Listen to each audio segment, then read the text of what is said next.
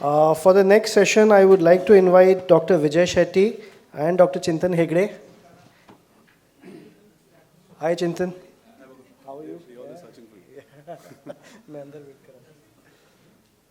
Right. So, over to Chintan. A very good evening to everyone. I'm Dr. Hegde. We have come to the penultimate session, I think, of this WIROC MAX 2022. And without wasting much time, I would like to invite our chairpersons, Dr. Salim Patel and Dr. Bakul Arora. Ajao. Please take your seats on the dais.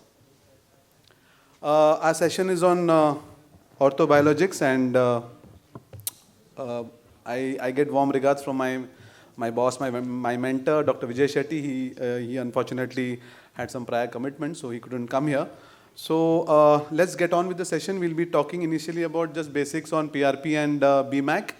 And then we have great interesting lectures from Dr. Chirag. Dr. Manan is going to do a literature review. And we have Dr. Sandeep also with us, who's going to speak on avascular necrosis. So the first introductory talk I would like to start. Let's talk on role of PRP in orthopedics. So PRP, as a fellow, as a junior, I got introduced to it by my boss, Dr. Vijay Shetty, and we started working on this. And it came to fame basically when these two great sports personalities from the Pittsburgh Steelers, they used their own blood. That was a line which was used in the New York Times, where they used their own blood to get treated for their ligament injuries. So as we know, the healing response is by the injured tissue. There's inflammation initially, and then there's tissue remodeling, and then the wound heals. So the healing response can lead to scar tissues, can give us a partial function, or can sometimes give a fully functional outcome. So that's where the growth factors help us in helping such patients who have recovered partially and want to attain maximum recovery. So the platelets help us in coagulation and tissue healing. And there are various growth factors which are associated with the platelets. That's the TGF-beta. We have the basic fibroblast growth factors. We have the platelet-derived growth factors, A and B. We have the epidermal growth factor. Then we have the vascular endothelial growth factors and the connective tissue growth factors. So a normal count, as we know that it's around 2 into 10 is to the power of 5 per microliters. But a PRP is considered PRP when it is at least 4 times or greater above the baselines. And the science behind this platelet-rich plasma, PRP, is that when the platelet concentration is 5 times more, there is activation of the thrombin, calcium, and soluble collagen. There's a release of growth factors, and these growth factors help us in forming a scaffold, and that causes stem cells migration and differentiation, and then which finally forms like a biological glue. Now, platelet-rich plasma biology, firstly, the growth factors, which are the PDGF growth factors, they initiate connective tissue healing. They help in mitogenesis. They help in differentiation of fibroblasts. The epidermal growth factors also help in epithelial development. They promote angiogenesis. The vascular ones also help in angiogenetic properties. And the growth factors also help in chemotaxis and mitogenesis. Now, as we know, the mechanism of action, the initial tissue response is there's clotting, and then there's inflammation, which causes removal of the debris, and then there's newborn formation in the form of tissue regeneration. So the chemoattraction and mitosis is the principle what PRP uses, and initially there's fibrin mesh formation, then there's a growth factor release, then we have chemotaxis and chemoattraction, then we have proliferation, and then finally differentiation. So PRP, considering all these properties, all these biochemistry or microbiological properties, what I've just mentioned, in simple words, as we can see down, it's got antibacterial effect, it's got an analgesic effect, and finally an anti-inflammatory effect. Initially, we started using this harvest machines for developing PRPs in our institute, and we were one of the first teams in India to get a paper published. We compared it with the corticosteroid versus PRP in plantar fasciitis, and we had great positive results, and we actually published that paper. And so an exponentially increase in the undifferentiated cell proliferation occurs as the platelet concentration increases 2.5 to 5 times or 10 times above the baseline. Currently we use it on plantar fasciitis. I regularly use it in my practice. We give it under ultrasound guided guidance. There are a lot of papers which are published now for plantar fasciitis, which has shown that PRP injections definitely are giving better and more long-term results from pain relief. Tennis elbow is one other pathology where PRP is working very well in our hand. I would like to also give credit to this man here, Mr. Dr. Alan Mishra. He in touch with our head of the department. We got that idea of starting PRP in our institute, and he was one of the pioneers who started it for tennis elbows. And this was his initial paper in 2006, which showed fantastic results for chronic elbow tendinosis. PRP has also shown positive results in muscle injuries, which has shown quicker return in play. And also, compared to other therapies, PRP has shown better functional outcomes in Achilles tendon injuries. We have sports people recovering from grade 2 MCL injuries or partial ACL injuries with the help of PRP therapy. So PRP is slowly expanding its indications, and we are still on the learning curve, but I definitely see a very positive future for PRP. And finally, PRP breaks this cycle of this vicious cycle of no inflammatory response, repetitive injury, and then hypovascularity. So PRP breaks this vicious cycle and tries to create more vascularity and better healed tissues.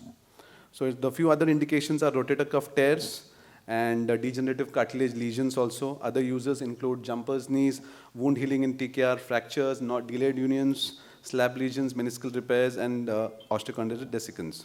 Currently, we use Trisel, and this is showing more better concentrate of platelets and significantly better results as compared to the previous ones.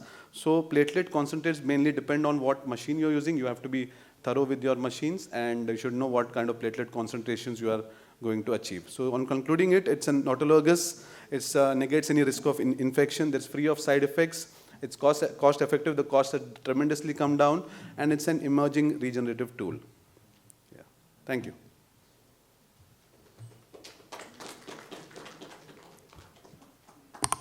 I would request the next speaker to take over. Dr. Chirag.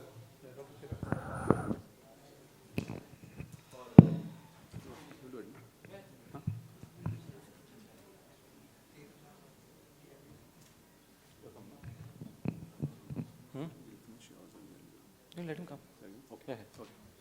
So we have Dr. Vijay Shetty's fellow just going to speak about their current work which has been happening in Hiranani Hospital.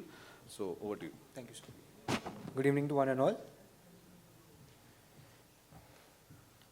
So I'll be speaking on the use of PRP in osteoarthritis knee. So coming to osteoarthritis, the treatment spectrum. So ranging from grade 1 to grade 4, we have multiple options available from medications, physiotherapy, injections, arthroscopy, and the last one, that is joint replacement. So I'll be covering the injection part. So the options available are steroids, viscosupplementation, and platelet-rich plasma. So why PRP? So let me reframe the question, why not PRP? So when you always start a new therapy, the points to consider are safety, efficacy, evidence, recommendations from regulating body, and the cost. So if you do PRP in osteoarthritis, a literature search, so from 1975 to 2020, you can see in the initial stages, there was no use of PRP. In 2010, literature search showed 8 searches, whereas in 2019, it increased to 127. So coming to the growth factors in osteoarthritis, or the safety of the growth factors. So this was a study conducted in Spain on the intra-articular injection of an autologous preparation rich in growth factors for the treatment of knee OA. So the conclusion was that although these preliminary results needed to be evaluated in a randomized clinical trial, they provide useful information about the safety of growth factors and open new perspectives on autologous treatment for joint disease. Another paper which was conducted in Italy on the platelet-rich plasma of intra-articular knee injections. So they were of the conclusion that there was significant improvement at 1 year. However, this had the potential to reduce pain and improve knee function and quality of lives in younger patients with low degree of articular degeneration. Another study conducted at the Orthobiologic Institute in Los Angeles in USA concluded that there was no adverse effects. However, the positive trends and safety profile demonstrated could potentially be used to inspire a larger blinded and randomized clinical trial to determine whether platelet-rich plasma is safe and effective for the treatment of knee osteoarthritis. Now, coming to the effective part, so there was a study conducted in Italy on the comparison between hyaluronic acid and platelet-rich plasma.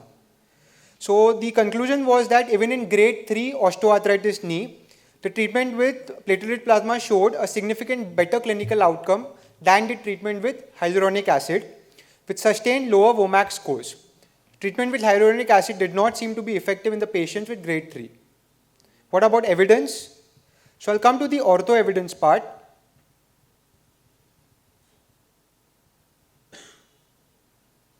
So ortho evidence in August 2018, 16 randomized controlled trials evaluated the use of PRP in the management of knee osteoarthritis.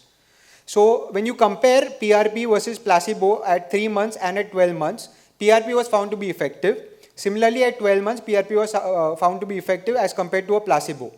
Now, what about PRP versus non-operative management or physiotherapy? PRP was again found to be effective at 3 months, whereas at 12 months, there was no difference between the use of PRP and non-operative management. What about PRP versus steroids? Definitely PRP was found to be more effective than steroids at 3 months. And PRP versus hyaluronic acid, it was found to be equal at 3 months and more effective than hyaluronic acid at 12 months. So there was a systemic review and meta-analysis of randomized controlled trials, which was conducted by John Belk. So it was a level 1 study of 18 randomized controlled trials with the mean follow-up being 11 months. So the PRP group did significantly better in terms of the visual analog scale, the WOMAC score, and the International Knee Documentation Committee score. And leukocyte poor PRP had a superior performance as compared to a leukocyte rich PRP. So the National Institute for Health and Care Excellence recommended in 2019 that the safety of PRP had no major concerns and the efficacy was limited in quality. However, the recommendations were to be used with fully informed consent. So PRP in OA is safe, efficacy is proved, there is evidence, and it's recommended. So the conclusion is there is no harm in using PRP in osteoarthritis knee. However, careful assessment of the patient should be done. It should be used with an informed consent, and leukocyte poor PRP should be preferred in osteoarthritis. Thank you.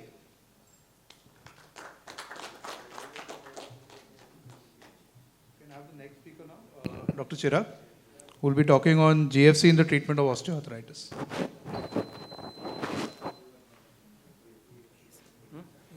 Next.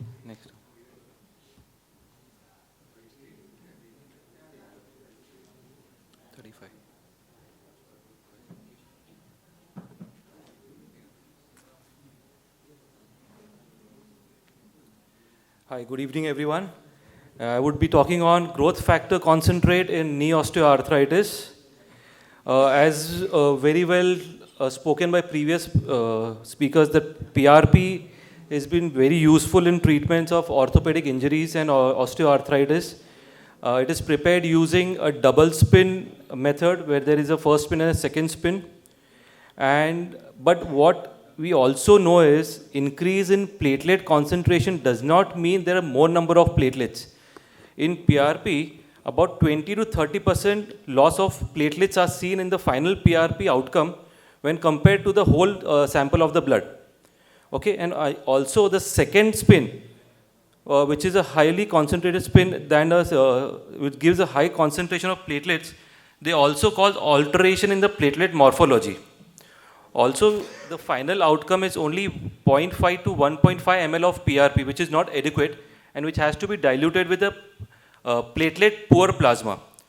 And also that we don't know about PRP is how exactly the platelets are activated inside, how many platelets are activated, and how many growth factors are released. Okay? Even though literature does show good response of PRP, it has shown to reduce the pain and improve the functional status in osteoarthritis. There are also studies which says that there's more pain relief as compared to HA injection.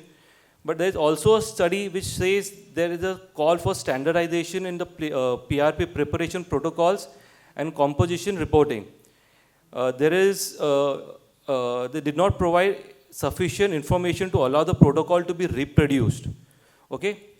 So there are a few challenges and unmet needs with PRP. There are no standardized protocol. The final output is insufficient at times. There is no growth factor quantification. There are conflicting results. There is post-procedural pain and inflammation because of the RBCs and the WBCs. The process is complex, and there is a high operator-dependent variation. So to tackle these challenges, we have introduced OsteoNext, which is India's first ready-to-inject autologous growth factor concentrate therapy. So this is the kit, which the OsteoNext kit, and they provide a lot of stuff inside. And the final preparation looks something like this, where there is a GFC, 2 ml of GFC layer on the top, and all the cellular component is in the base. So what are the advantages that we get with GFC therapy? It is pure and ready to inject. It is all autologous. It is completely acellular, so no inflammation. There is in vitro activation of the platelet by Vokat's platelet activation solution, and there is a minimal operator-dependent variation. So most of the challenges of PRP are met over here. Okay, the possible side effects, since they do not have any RBCs or WBCs, so there is no chance of inflammation. The contraindication being active infection, patient with bleeding disorders, heavy smokers, uncontrolled diabetes, malignancies, these patients are not taken up for PRP injections. So OsteoNext kit will definitely provide an acellular GFC. It is sterile. The GFC is very stable. You can keep it at room temperature for 8 hours and at 4 degrees for 1 week. Okay, so these are the benefits of GFC over PRP. Both are prepared from patient's blood, but the final outcome has only a high concentration of growth factors as compared to platelets with some unwanted cells in PRP. Okay, here in PRP, the centrifugation is the first step of the PRP preparation, where in growth factor concentrate, first the platelets are activated, the growth factors are released, and then the centrifugation happens. So there is no platelet loss. I'll just like to extend a little bit, if you allow. It's again a very, very easy process. It's a very sterile process. The GFC is stable, okay, and less injections are required as compared to PRP, and there is very, very less chances of inflammation. We did conduct a study to compare the efficacy and safety of GFC as compared to HA injection. It was published. It was a multi-centric trial, a randomized prospective trial. And we gave 3 doses of GFC at monthly interval, and we compared it with 3 doses of HA injection, and the patients were followed up to 11 months. The outcome parameters were measured by the VAS scores, WOMAC scores, KOOS, and IKDC scores. So the inclusion criteria of grade 2 and grade 3 osteoarthritis with pain score of more than 4 even after taking NSAIDs for more than 2 weeks. And they were randomly distributed in HA and growth factor studies. Advanced osteoarthritis grade 4 were excluded. Patients with knee instability and previous knee surgeries were excluded. Systemic inflammatory arthritis patients were excluded. And patients who had taken an intra-articular corticosteroid injection in last 30 days were not taken up in the inclusion criteria. Okay, how is it prepared? 4 ml of blood is all that is required. It is being collected into a GFC tube or a vacutainer which contains the Vokat's patented platelet activation solution. We just have to mix it with the solution for 8 to 10. We have to invert it for 8 to 10 times and keep it to rest for 30 minutes. In that 30 minutes, the activation of the platelet happens and the growth factors are released. Then you centrifuge it at 3,400 RPM for 10 minutes. All the cellular components settles down. There is a nice gel layer between the growth factor and the cells, so there's no contamination of the unwanted cells in the GFC. All you have to do is invert the tube, collect the GFC. You have 2 ml of GFC in 4 ml of blood, and that is ready to inject. Okay. The primary endpoint of the study was to see the change in baseline WOMAC score at 11 months. The secondary efficacy endpoints were a change in VAS score, WOMAC score, KOOS scores at 5, 8, and 11 months. Coming to the results, the primary endpoint result at 11 months of WOMAC score, there was a significant improvement seen with AGFC, which was statistically significant. At secondary endpoint, at 8 months and 11th month, also statistically significant improvement. the visual analog score changed from baseline at 1, 2, 5, 8, and 11 months was also statistically significant. Even the WOMAC, KOOS, and IKDC scale, there was a change in baseline at 5 months, 8 months, and 11 months, which were also statistically significant. So to conclude, at 11 months, there was a greater improvement seen with Osinex AGFC injection as compared to HA group. It was better than HA injection in terms of pain relief and function. It shows statistically significant improvement before treatment to after treatment in the WOMAC, KOOS, IKDC, and VAS scales. And it was safe, effective, and well tolerated by the patients. The other indications for growth factor concentrate is where you all use PRP is tennis elbow, plantar fasciitis, acute ligament muscle injuries, hip and ankle osteoarthritis, shoulder pain, tendinitis, tendinosis in elbow, hip, shoulder, knee, etc. Okay, so the take-home message is growth factor concentrate is there to stay. It is non-surgical process. There is no platelet loss. There is a high concentration of growth factors present, completely acellular, so reduces the risk of pain and inflammation. It has an excellent stability. It is a safe option. There is no risk of contamination and a simple protocol with minimal operator-dependent variation. Thank you. We can have the next speaker, that is Dr. Sandeep Gavhale for AV and hip in BMAC and PRP.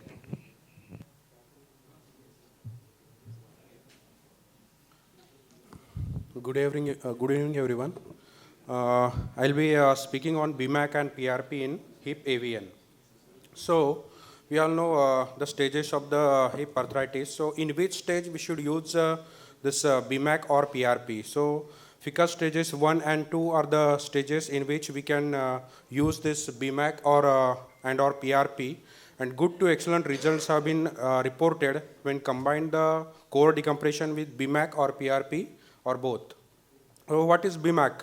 BMAC or bone marrow aspiration concentrate. It contains mesenchymal stem cells, growth factors, anti-inflammatory factors, etc.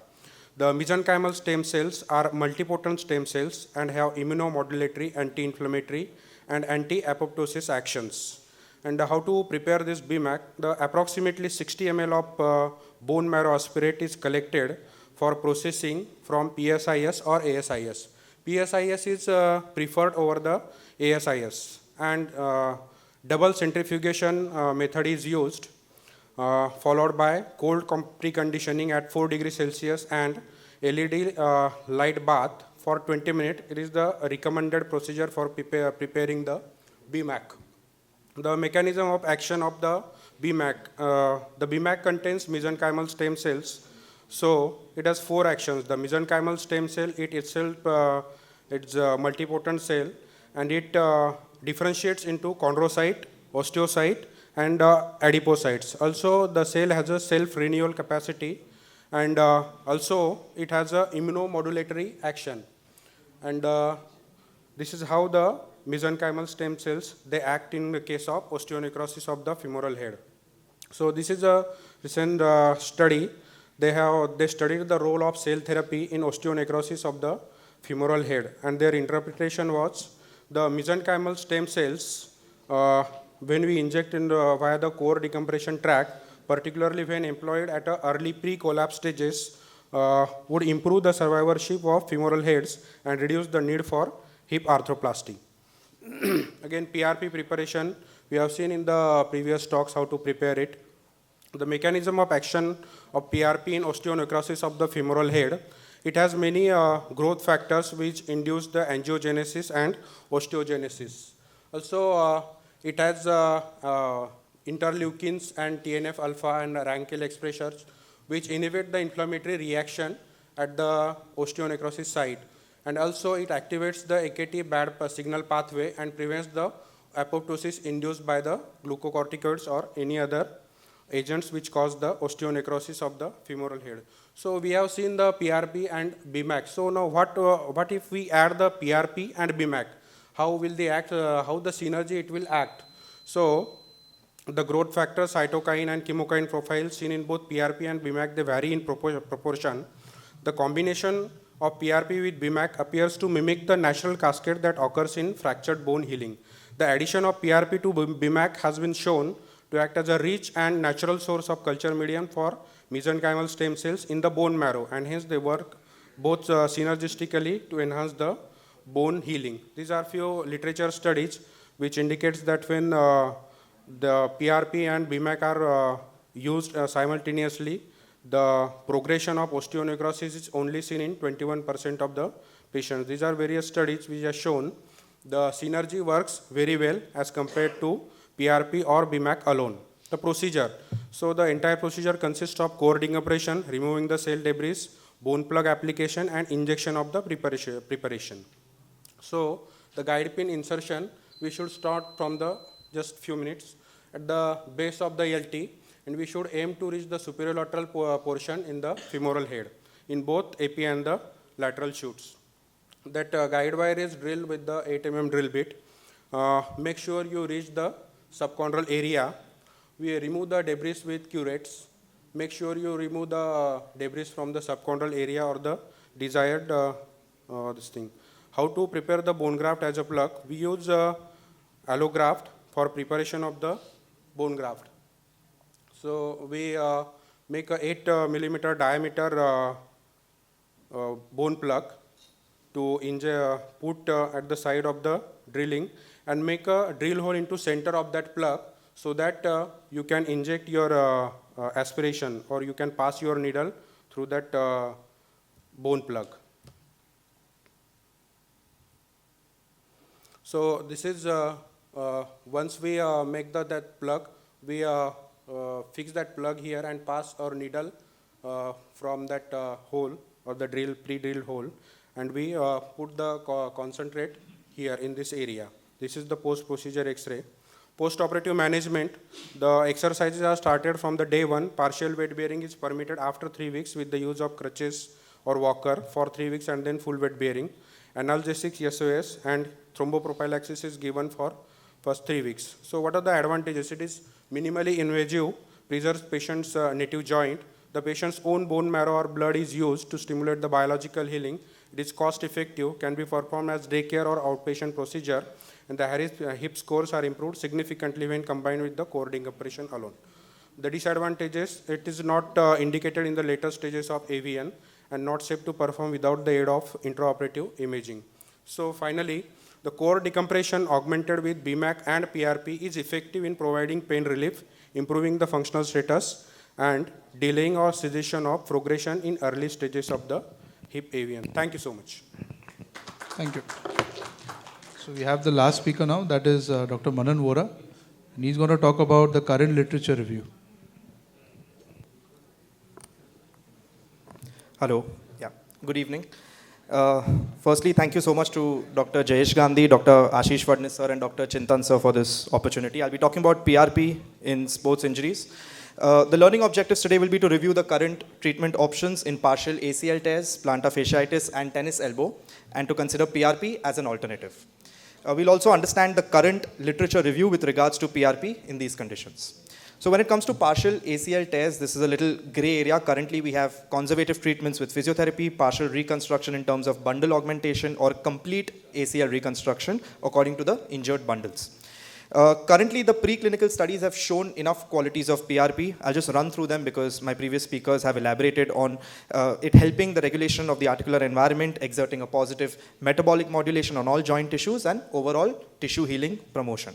It stimulates fibroblast proliferation, collagen fibers deposition, and reduces the catabolic distress when applied to ACL-derived tenocytes, which provide a better histological appearance and superior biomechanical properties. Now, I came across this very interesting study which was done to evaluate the midterm outcome of patients having partial ACL tears treated by intraligament injection of autologous conditioned plasma and healing response technique. And it was then according to both functional and clinical criteria. Now, this healing response technique, I found that very interesting. It was the trephinition of the fossa intercondylaris of the lateral femoral condyle next to the ACL insertion. Now, this resulted in an inflow of growth factors and mesenchymal stem cells out of the femoral condyle into the ACL defect site, stimulating tissue regeneration and scarring. Now, the inclusion criteria for this was patients were screened for partial ACL rupture, while partial ACL rupture was importantly defined as a partial rupture of the anteromedial or the posterolateral or partial rupture of both ACL bundles. The interesting part about this study was that everyone was screened with a diagnostic arthroscopy, which may not be the case in each and every patient in other studies. And then an intraligament ACP application was done into the distal ACL stump. I've made an entire slide on the post-op rehabilitation because this was a major reason for the success of this study. So as you can see, the index knee was immobilized in a flex splint and partial load bearing was followed for 1 to 2 weeks. During this period, there was passive range of motion 0 to 60 by a trained physiotherapist. Full extension was avoided to reduce the tension on the ACL during the initial period. In the 3rd week, it was then when the full weight bearing was started. For additional external stabilization, an ACL brace with a limited range of motion during the day and a 20-degree flexed immobilizing splint was applied overnight. Proprioception was then trained by the physiotherapist, and after 6 weeks of training intensity, later on, active muscle strengthening has been started. Now the results, there were 42 patients and there was a mean follow-up of 33 months. There was a satisfactory outcome after this entire process with just a 9.5% failure rate and a high percentage of return to sport activity, almost 86%.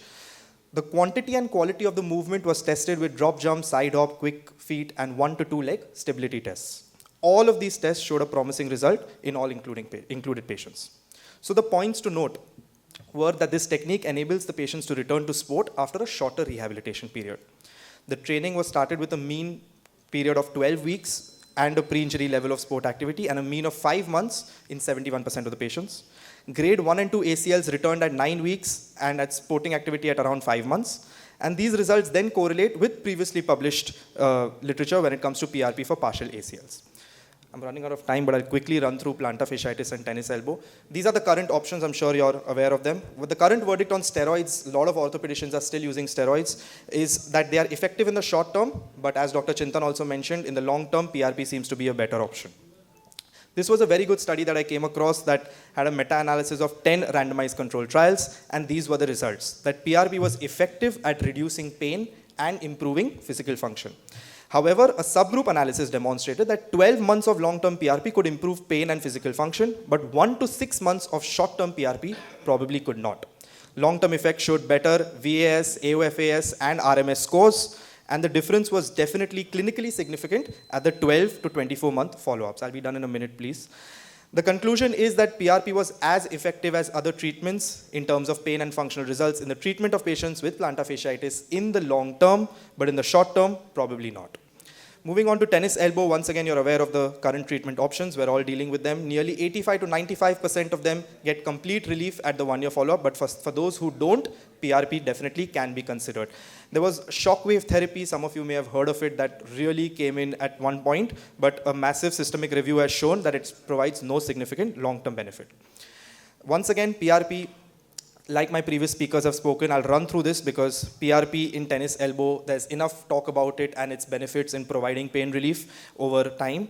And moving on, I wanted to talk about this one, which actually compared PRP to surgery. The aim of this study was to compare the outcomes of PRP injections to surgical release and decortication for lateral elbow tendinosis within a similar patient population. And this was once again the rehab. I'm again emphasizing on it because that is a big point in the success of the procedure. Stretching protocols were initiated 48 hours after. Patients were restricted from lifting more than 20 pounds until the 2nd week. Repetitive activities were recommended were avoided until 6 weeks, and sports was restricted for 3 months. This was the surgical release that was done. And just to show you the pain, percent of pain reduction, symptom improvement, tenderness, pain, full elbow range of motion, return to activity, all of this, there were similar outcomes between PRP for tennis elbow versus surgery. So similar outcomes and return to work can be achievable with PRP as well as with surgery. Your take-home message is that the patient selection is of utmost importance. Post-procedure rehabilitation plays a key role. If conservative methods fail, PRP must be considered as there is no major side effect or complication. And while a lot of studies promote the use of PRP, more research and evidence is still needed going forward. Thank you so much. Thank you, Dr. Manan. Good talk. Anybody has any questions for any of our speakers? We have 2 minutes. We can take the questions in case there are any.